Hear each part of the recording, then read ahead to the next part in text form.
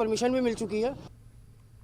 मौलाना कलीम सिद्दीकी की UP ATS की जानिब से गिरफ्तारी पर ज़िला करनूल के नंदियाल में सख्त मजम्मत की गई। नंदियाल के उलमा कराम, ऑल इंडिया इमाम काउंसिल और social democratic party of India की जानिब से एहतजाज किया गया। एहतजाजियों ने यूपी हुकूमत पर मुस्लिम मजहबी रहनुमा को निशाना बनाने का इल्ज़ाम लगाया। मौलाना कलीम सिद्दीकी पर लगाए गए इल्ज़ामात को बेबुनियाद भी यहाँ करार दिया गया। साथ ही फर्जी इल्ज़ामात को वापस लेकर जल्द अज जल्द मौलाना को रिहा करने का मुतालबा किया गया।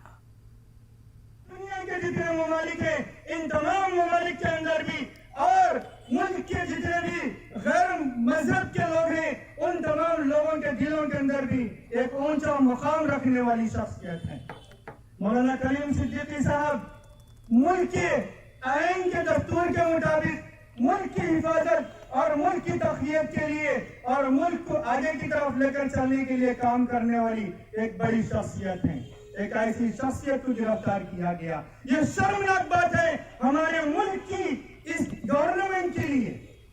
मौलाना कलीम सिद्दीकी साहब की गिरफ्तारी ये यहाँ की मौजूदा हुकूमत की एक बहुत घिनौनी साजिश है, बहुत घिनौनी साजिश है। करनूल में मुस्लिम तंजीमों की जानिब से थैंक यू सीएम प्रोग्राम का इनेकाद किया गया। करनूल के मुस्लिम लीडर और आंध्र प्रदेश उर्दू एकेडमी के डायरेक्टर सैयद नूरुल्लाह कादरी ने जगन हुकूमत से इजहार तशक्कुर किया। उन्होंने हुकूमत की जानिब से माइनॉरिटी सब प्लान की काबीना में मंजूरी पर खुशी का इजहार किया और कहा कि सब प्लान के जरिए रियासत के मुसलमानों के हर शोबे में तरक्की होगी।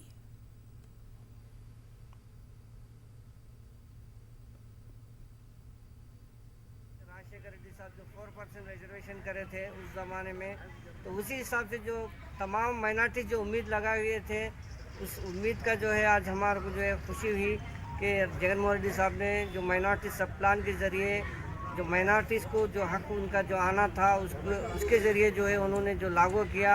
अल्हम्दुलिल्लाह हम जो है इस गवर्नमेंट से और हमारे सीएम साहब से हम खुश हैं। कोरोना वबा के दौरान